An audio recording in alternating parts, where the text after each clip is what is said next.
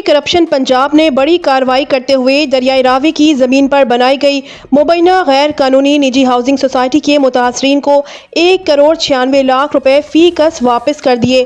Anti corruption حکام کا کہنا ہے کہ متاثرین کو 50% رقم کیش اور 50% چیک کی صورت میں دی گئی۔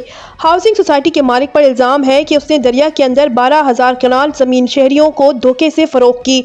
اس سوسائٹی میں بننے والے تمام گھر حالیہ سیلاب کے دوران پانی میں ڈوب گئے تھے، جس کے باعث درجنوں خاندان شدید مشکلات سے دوچار ہو گئے۔ ذرائع کے مطابق اینٹی کرپشن کو اب تک 400 سے زائد متاثرین نے شکایات درج کرائی ہیں، جس پر کارروائی کرتے ہوئے غیر قانونی سوسائٹی کے مالک کے خلاف چالان تیار کر لیا گیا ہے۔ ساتھ ہی راوی اربن ڈیولپمنٹ اتھارٹی، روڑا اور لاہور ڈیولپمنٹ اتھارٹی LDA سے دریائے راوی کی زمین پر قائم غیر قانونی سوسائٹیوں کا ریکارڈ بھی طلب کر لیا گیا ہے تاکہ مزید تحقیقات کی جا سکے۔